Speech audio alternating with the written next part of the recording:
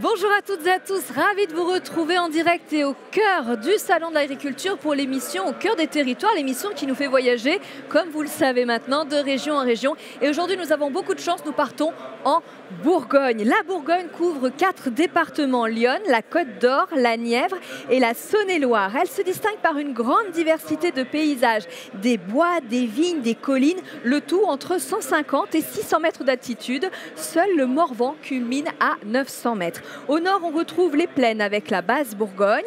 Parallèlement à la Saône, du nord au sud s'étend la célèbre Côte de Nuit avec un ensoleillement propice aux vignobles.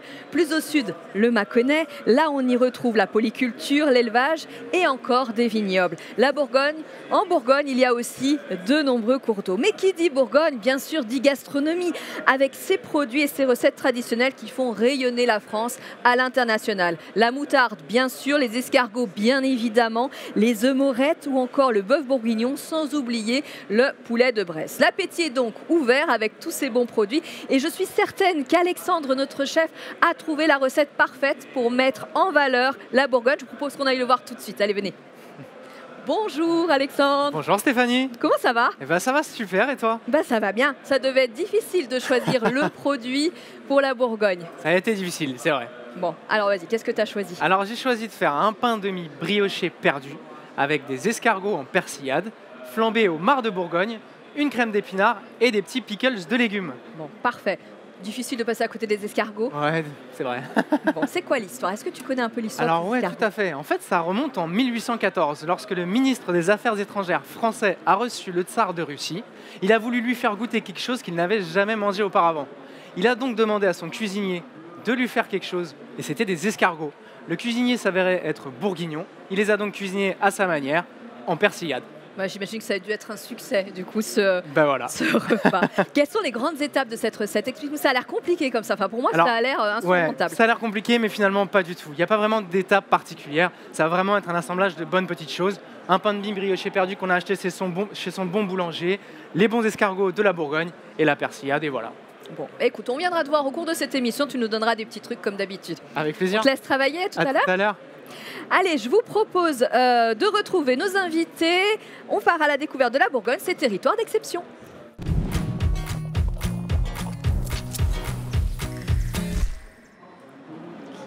Morissette Besançon, vous êtes coprésidente du comité paritaire d'action sanitaire et sociale. Dominique Bosson, vous êtes présidente de la MSA Bourgogne. Nous sommes ravis de vous recevoir tous les deux. Bonjour, comment allez-vous? Bonjour Stéphanie, très bien. Bonjour. Très bien, vous êtes heureux, tout va bien? Très bien, tout va bien. Parfait.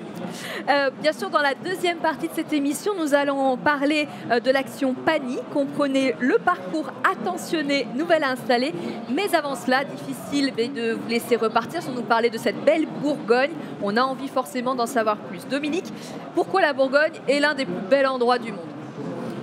Alors, question simple. Question simple.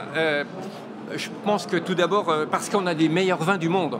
Oui, à consommer avec modération. À consommer avec modération, bien sûr, mais quand même. Vous avez évoqué tout à l'heure la Côte de Nuit, mais il n'y a pas que. Il y a quand même 250 km de vignes, 84 appellations, les plus grands crus, enfin, au niveau vignoble, c'est vraiment une région qui est reconnue. Ensuite, on a un patrimoine architectural et culturel qui est gigantesque, avec des abbayes, des cathédrales. On a un passé historique important. Je vous rappelle qu'en Bourgogne, il y a le site d'Alésia, avec la fameuse bataille entre Vercingétorix et Jules César. Ensuite, on a quand même des monuments importants, des canaux, des lacs. Enfin, vous l'avez fait dans votre présentation, c'est quelque chose d'extrêmement diversifié. Et puis ensuite, on a une agriculture qui est très diverse aussi, parce qu'on parle beaucoup du vin, mais on a aussi une terre d'élevage avec le charolais au niveau de l'élevage bovin.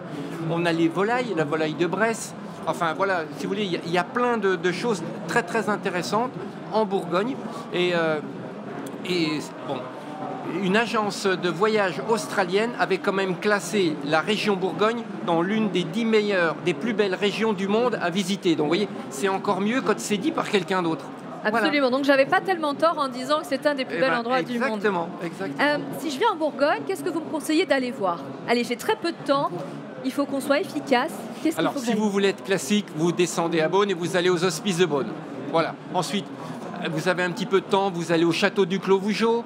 Si vous êtes un petit peu plus, un peu moins vin et tourner un peu plus sur le culturel, vous pouvez aller visiter l'abbaye de Fontenay parce que je ne l'ai pas dit, mais nos vins de Bourgogne sont classés monuments historiques. L'abbaye de Fontenay est aussi classée monument historique. On a on a au moins 4 ou 5 sites en Bourgogne qui sont classés au patrimoine mondial de l'UNESCO. Donc je veux dire, c'est des renommées qui ne se font pas comme ça par hasard, quoi. Voilà. Et les caves sont magnifiques aussi à visiter. Bien sûr. C'est une atmosphère vraiment particulière. Morissette, quelle est l'activité éventuellement que vous pourriez nous conseiller? Alors, comme Une fois que j'ai bien mangé, qu'est-ce qu'il faut que je fasse? Et alors, comme l'a dit Dominique, il y a vraiment 1001 choses à découvrir, d'expériences à vivre en Bourgogne. C'est une terre d'histoire, une terre de gastronomie. Donc, c'est difficile, effectivement, de choisir. Et ce matin, en venant en TGV, on regardait par les fenêtres. Je me disais, mon Dieu, qu'elle est belle cette Bourgogne. Il y a des paysages magnifiques. Je dirais, je suis chauvine. Donc, puisqu'il faut effectivement choisir une activité ou un lieu, moi, je vous conseillerais bien de parcourir le canal de Bourgogne, de partir de Lyon, donc à côté d'Auxerre, et puis de descendre tranquillement jusqu'à Saint-Jean-de-Laune, au sud de la Côte d'Or. Vous avez environ 200 km à parcourir le long des chemins de halage. Vous pouvez le faire en vélo, vous pouvez le faire en bateau, ou combiner les deux, ou à pied.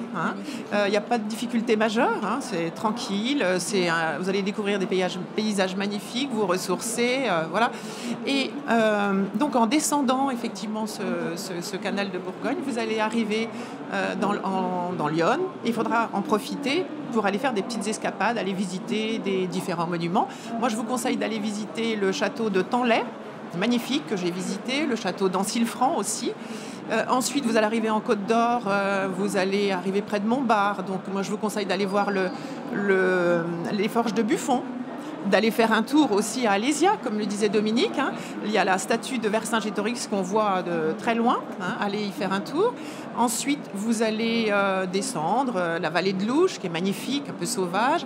Vous allez aussi aller faire un tour, aussi je vous le propose, dans un petit village qui s'appelle Châteauneuf-en-Auxois et qui est un des plus beaux villages de France. Donc voilà. Je vous propose aussi de poursuivre et d'arriver à Dijon. Et à Dijon, d'aller visiter le palais des Ducs de Bourgogne, d'aller boire un kir avec modération. Vous savez que le kir, son origine, elle est à Dijon. C'est le chanoine, Félix Kir, qui a inventé ce kir avec du cassis et du vin blanc. Et puis d'aller comme ça poursuivre jusqu'au bout, jusqu'à Saint-Jean-de-Laune. Il y a 189 écluses. Donc il y a un très très beau parcours à faire qui vous permettra de vous aérer, de visiter, de goûter à la gastronomie. Voilà.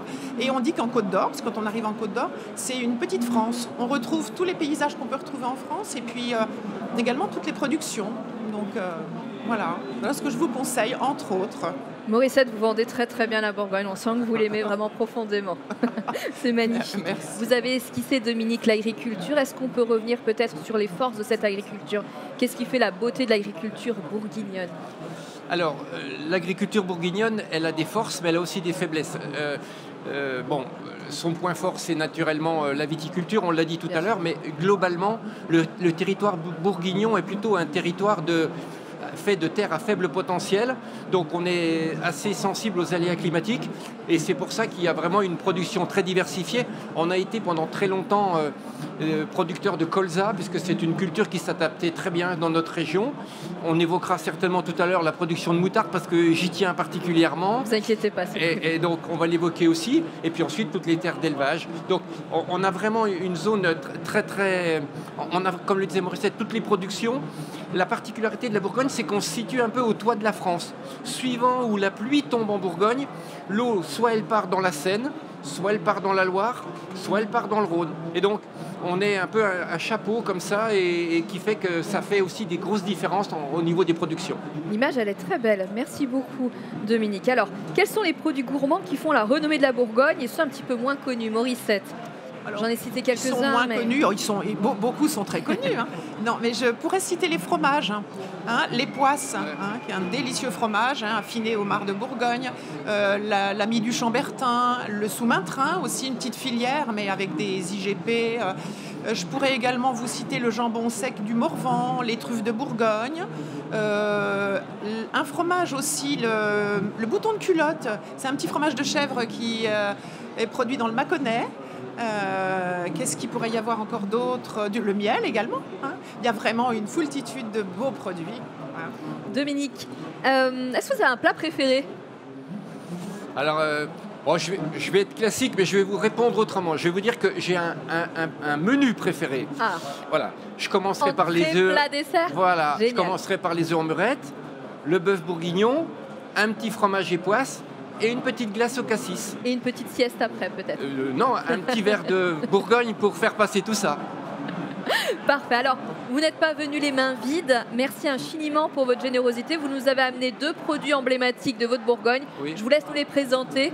Dominique, Morissette, dites-nous un petit peu ce que vous nous avez amené. On commence par quoi? Alors, La on va moutarde. commencer par la moutarde. Moi, je vais vous parler de la moutarde. Morissette vous parlera du cassis.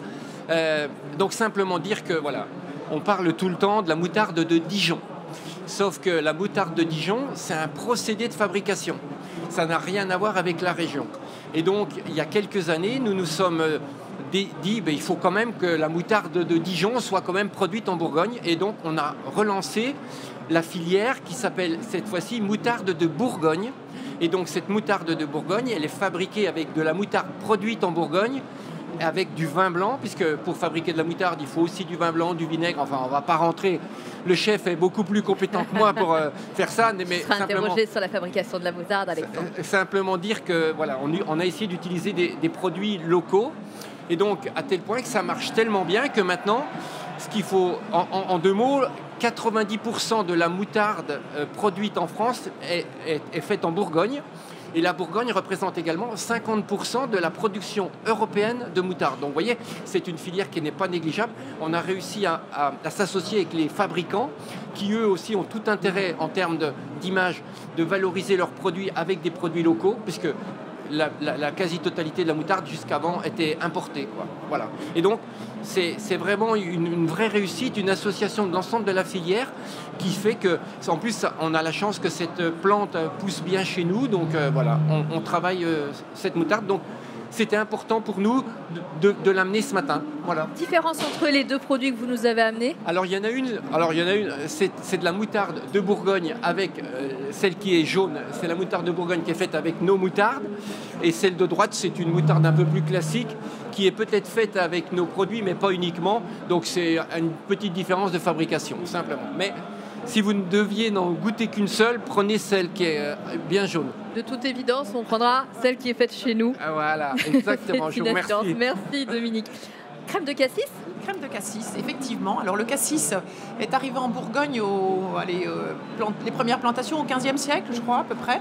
Et au début, c'était uniquement une utilisation médicinale du cassis. Ensuite, effectivement, le cassis fruit c'est développé. Voilà, je cherchais mon mot. C'est développé. Et donc, effectivement, maintenant, on a une crème de cassis avec une IGP. C'est une crème qui est délicieuse. Et on a également aussi en Bourgogne la production de cassis bourgeon. Donc là, pour le coup, on récolte, je le précise aussi, c'est important, on récolte le bourgeon, et ce bourgeon sert aux parfumeurs pour fabriquer des parfums. Notamment, il y a le noir de Bourgogne, qui est une variété de cassis qui a des arômes qui sont recherchés par les parfumeurs. Et ça s'en va à Grasse et on les retrouve dans nos parfums. Voilà. Magnifique. Bah, écoutez, merci beaucoup. Juste un Dominique, petit complément sur le cassis pour expliquer. Morissette parlait tout à l'heure du kir. Donc le kir a été inventé par l'ancien maire de Dijon, le chanoine Kir, parce que à l'époque les vins de Bourgogne étaient un petit peu crus, on va dire, un petit peu âpres. Et donc pour faire passer un petit peu les choses, il a eu l'idée de mettre du cassis qui est extrêmement sucré, et c'est comme ça que s'est développé le kir. Maintenant, les vins de Bourgogne sont de bonne qualité, on n'a pas besoin de mettre du cassis. Si on boit un kir, c'est juste pour le plaisir. Et il y a également le kir royal. Avec des produits bourguignons, effectivement, de la crème de cassis, et puis du crément de Bourgogne. Voilà. Mais bon, toujours à consommer avec modération. Merci beaucoup Morissette. Allez, on va faire un petit tour en cuisine parce que tout ça nous a ouvert l'appétit. Ça sent bon. Vous avez raison Morissette. Comment ça va Alexandre? Eh ben ça va super, merci. Bon, aujourd'hui, pas de moutarde dans la recette. Il y a quelques jours, on avait des pickles de graines de moutarde. C'est vrai. Aujourd'hui, on travaille le beurre persillé. Tout à fait. Alexandre, est-ce que tu peux nous expliquer comment on fait un beurre persillé maison? Alors déjà, il faut prendre un bon beurre, forcément, parce que sans ça, on ne peut pas faire un bon beurre persillé. Et puis, il va falloir le laisser se réchauffer un petit peu à l'air ambiant pendant quelques temps. Ça va permettre de ramollir le beurre dans ce qu'on appelle un beurre pommade. On va y ajouter de l'ail et du persil. Et après, on va pouvoir soit le rouler dans du papier cellophane ou alors le mettre dans un bocal. Et vous pouvez même le conserver après ça au congélateur et le ressortir quand vous avez envie de manger des escargots ou alors une belle entrecôte ou un plat de pâtes, voilà, selon vos envies. Magnifique. Comment se passe ta recette? Ça sent très très bon. Eh ben super, d'ailleurs je vous ai réservé le flambage des escargots. Magnifique. Si ça vous va. Allons-y. C'est parti. Un flambage en direct, c'est parti. Et voilà. Magnifique. Oui, on peut l'applaudir bien sûr. Homard de Bourgogne évidemment. On reste obligatoire. On applaudit encore 2 fois plus, c'est magnifique. Et merci beaucoup Alexandre. Merci. On va te laisser éteindre l'incendie. On va essayer. Et puis après on viendra goûter tout ça tout à l'heure. Super. Je vous propose de passer à présent à la minute élection.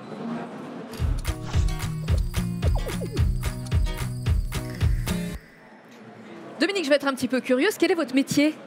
Ah ben, je suis agriculteur. Non. Mais oui, c'est Dites-moi mieux pour être à la MSA si vous voulez. Donc voilà, agriculteur, je suis installé avec mon fils. J'ai une exploitation céréales et production ovine. Voilà. Et depuis quand êtes-vous engagé à MSA? Alors, j'ose pas vous le dire. Ça fait 30 ans que je suis engagé à MSA en tant que délégué. Et ça fait 16 ans que je suis président de la caisse MSA de Bourgogne. Voilà. Morissette, pourquoi cet engagement à MSA? Alors, me concernant, donc moi je suis fille d'agriculteur, petite fille d'agriculteur. J'ai épousé un agriculteur et je suis agricultrice. Donc pour moi, ça a été une évidence dans le sens où la profession agricole, toutes celles et ceux qui font ce beau métier ont besoin d'être défendus. Ils sont parfois injustement accusés de tous les maux. Ils donnent beaucoup d'eux-mêmes. C'est une profession laborieuse. La frontière entre la vie privée et la vie professionnelle est ténue. Ils donnent beaucoup d'eux-mêmes. Et l'injustice, pour moi, c'est quelque chose... que je lutte contre l'injustice. Et tant que je le pourrai, effectivement... alors, je me suis engagée au niveau syndical, au niveau de la MSA. Et je poursuivrai, effectivement, dans la défense des intérêts du monde agricole. Dominique, ça a apporté quoi à votre vie cet engagement? Alors, j'ai vraiment eu le sentiment d'être utile parce que je pense que la MSA est le seul organisme qui prend en compte la dimension humaine de l'agriculture. On est là pour s'occuper des personnes. On n'a pas une vocation ni économique, ni technique. Donc, on est là pour accompagner très souvent les gens en difficulté, qui ont des problèmes de santé, des problèmes familiaux, des difficultés financières. Et c'est un travail de l'ombre, mais c'est un travail qui est valorisant. Et puis, un peu égoïstement, je dirais que ça m'a permis aussi de relativiser ma propre situation et de voir que beaucoup d'autres avaient... Enfin, des fois, vous savez ce qu'on dit, quand on se regarde, on se désole, et quand on se compare, on se console un peu. Et donc, je dis qu'il faut que la MSA continue de travailler pour aider les gens. Voilà. Et surtout, vous aider les gens, c'est ça le plus important. Voilà. Alors, vous le savez, nous sommes en pleine période électorale. Si vous souhaitez devenir délégué, d'ailleurs, vous avez jusqu'au 4 mars pour vous présenter. Il n'est pas encore trop tard. On vote du 5 au 16 mai. On connaîtra les résultats le 22 mai. Toute cette semaine, vous le savez, on va vous réexpliquer, vous expliquer pourquoi c'est si important d'aller voter. On regarde.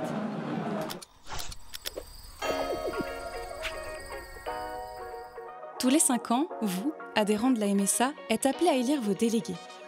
La MSA est la seule institution de sécurité sociale à organiser des élections et à défendre un modèle mutualiste. Vos délégués vous accompagnent, vous écoutent et font remonter vos questions et vos besoins. Vos délégués vous accompagnent dans vos démarches administratives et défendent vos droits. Ils portent auprès des décideurs publics vos besoins en matière de protection sociale, pour demander une évolution de la loi, par exemple. Vos délégués organisent des événements qui profitent à tous, près de 2000 actions partout en France chaque année. Des conférences autour du mal-être agricole ou de la prévention santé, journées de sensibilisation aux risques routiers, des pièces de théâtre, etc. Enfin, vos délégués participent à la solidarité dans les territoires avec la création de projets pour améliorer la vie en milieu rural. Construction de microcrèches ou encore des résidences pour personnes âgées. Autant de raisons pour voter et choisir vos délégués.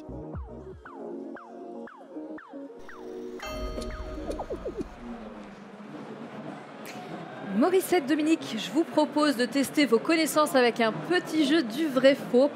On y va, vous êtes prêts? Allez, les délégués MSA ont pour mission de représenter les intérêts des adhérents de la MSA, vrai ou faux? Vrai. Oui. Absolument. Sans aucun... C'est la base de notre fonctionnement. Nos délégués, ils sont sur les territoires, ils sont là pour être à l'écoute, pour pouvoir faire remonter les problématiques. Donc c'est vraiment la base de notre fonctionnement. Et il est précieux. Voilà. Les délégués MSA ne sont pas impliqués dans la définition des priorités stratégiques de la MSA, vrai ou faux? C'est faux, c'est faux. Ils sont impliqués à tout moment, ils sont consultés, ils sont récemment, là, on les a impliqués aussi sur des décisions du plan 2025-2030. Hein, donc ils sont régulièrement impliqués, notamment aussi pour des projets, ça a été cité, hein, des projets de territoire. Ils sont complètement impliqués, informés. Donc c'est faux. Même si c'est pas, si on veut répondre plus précisément à votre question, les délégués, c'est pas eux qui décident. Après, il y a un conseil d'administration au niveau de la région, et là, en fonction de la position, le conseil tranche sur les orientations, quoi. Mais on remonte les idées, les problématiques du terrain. Absolument. Oui, exactement. C'est notre fonctionnement démocratique, c'est ce qui fait notre force. Voilà. Et dans le prochain plan stratégique, effectivement, on a eu ce temps de travail avec les délégués. Hein, donc, on a fait remonter des idées. Non, ils sont vraiment partie prenante. Hein. Donc très important d'avoir des délégués MSA. D'ailleurs, si vous avez des questions, des interrogations, n'hésitez pas à aller sur le site élection2025.msa.fr. Il est temps de parler justement des actions de vos MSA, ces territoires en action.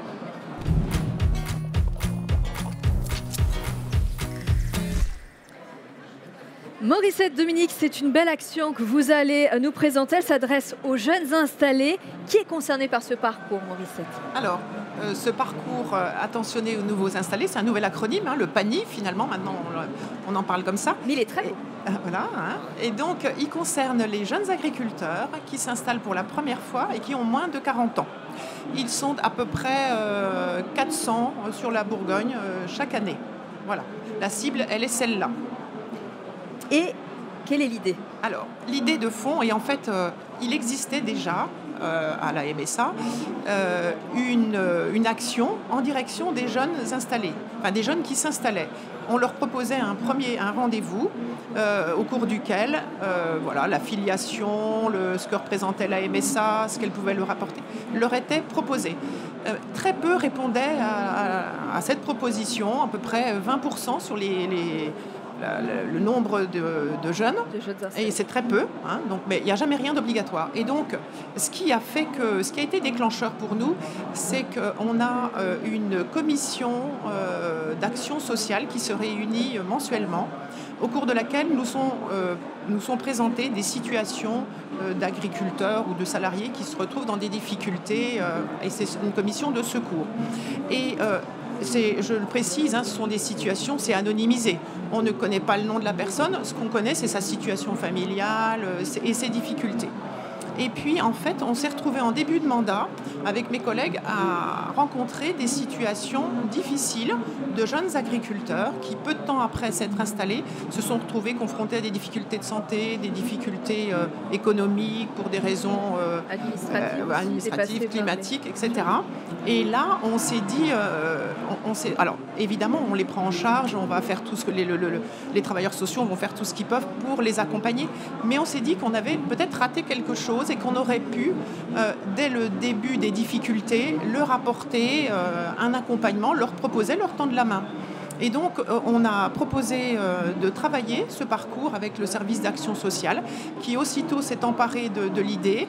Et ils nous ont fait en fait cette proposition et qui nous convient parfaitement. Hein. Donc, si on peut on voit absolument là pour l'instant le parcours que vous avez voulu rapidement nous expliquer les étapes. Vous expliquer effectivement.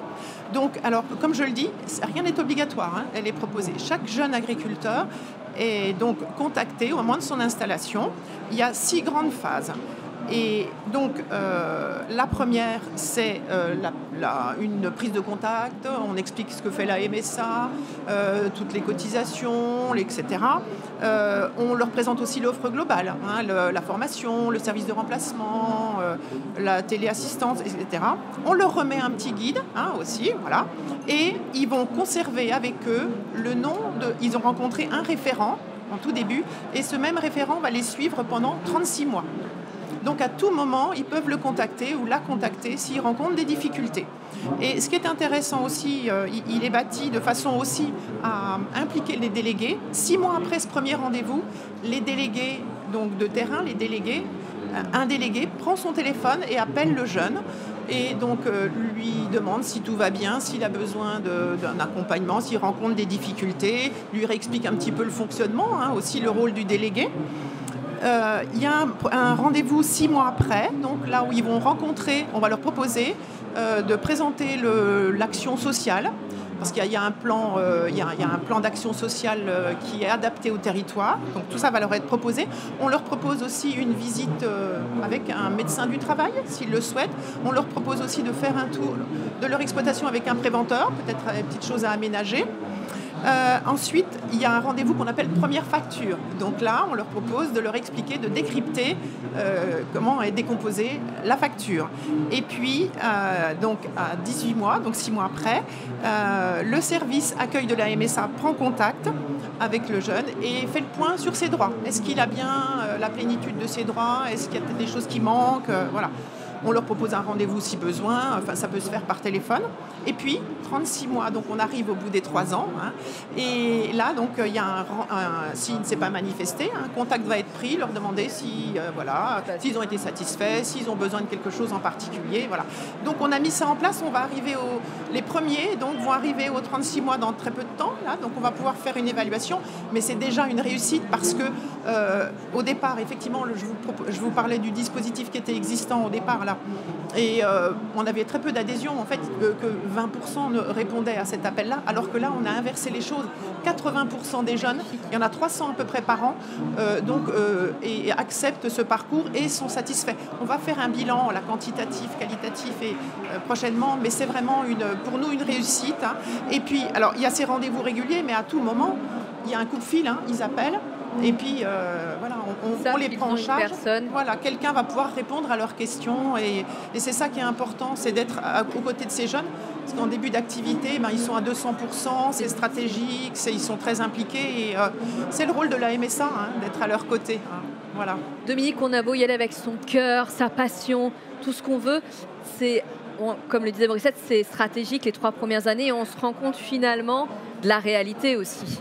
Complètement, c'est-à-dire que les jeunes arrivent, alors s'ils sont fils d'exploitants, ils arrivent avec la mentalité de leurs parents. Si c'est des gens qui sont hors cadre familial, qui arrivent de l'extérieur, ils connaissent rien, donc ils ont besoin d'être accompagnés, d'être guidés. Donc ça, c'est très important d'être présent à leur côté et de leur montrer tout de suite que la MSA, c'est pas juste un percepteur de cotisation et qu'on est là pour les aider. Et je peux vous assurer qu'on a vu là très rapidement avec cette première approche que les choses bougent vraiment dans la mentalité, à tel point qu'on est déjà en train de réfléchir, de voir si on ne pourrait pas essayer de trouver un équivalent pour l'arrivée des jeunes salariés au régime agricole. Alors c'est différent parce que il y a une population beaucoup plus importante, tout ça, mais je pense qu'il y a quelque chose à travailler aussi de ce côté-là. On est en train d'y travailler, effectivement. Voilà. La bonne nouvelle aussi, Morissette et Dominique, c'est que cette action va devenir nationale, je crois. Absolument. Là, oui, effectivement. Le niveau national a cherché à savoir un petit peu ce qu'on faisait, ce qu'on proposait, à mieux connaître cette action. Et a priori, effectivement, elle va être déployée sur le territoire. Alors après, adaptée en fonction peut-être des caisses. Voilà, mais c'est une bonne chose, effectivement. Quand il y a une bonne idée, il faut le faire savoir. Ouais. Merci beaucoup Morissette et Dominique pour cette action très utile et vous l'avez compris, c'est du sur-mesure. Du sur-mesure, c'est aussi ce qui s'est passé en cuisine. On va aller voir Alexandre, on va aller goûter ces escargots et voir si tout a bien flambé comme il faut en toute sécurité, tous en cuisine. Mon Dieu, que c'est magnifique.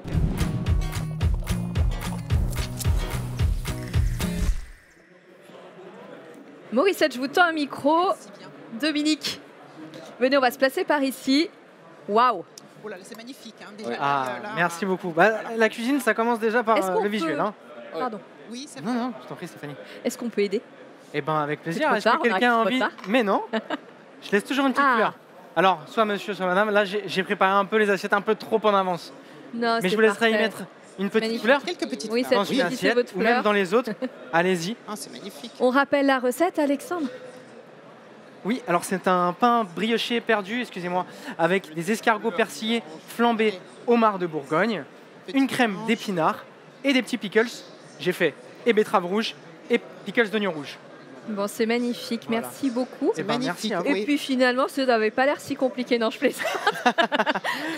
On verra demain pour la recette. Non, demain on échange. Ah, Hein, avec on plaisir. échange de rôles, c'est moi qui Je sais cuisine. pas si je serai à l'aise, c'est mais pas possible. j'essaierai. Non, moi, je suis incapable de cuisiner. Merci beaucoup, Alexandre. On va goûter, sans nul doute, c'est délicieux. Merci infiniment, Morissette et Dominique, pour ce bon moment qu'on a passé à vos côtés. On a très envie d'aller en Bourgogne, du coup, maintenant. Donc, on vous le fera savoir. On ira peut-être avec On va y aller tout de Alexandre, suite. Laura aussi. Bon, on va y aller déjà en goûtant ce plat. Merci infiniment à vous tous. Prochain rendez-vous, ne manquez pas 14h.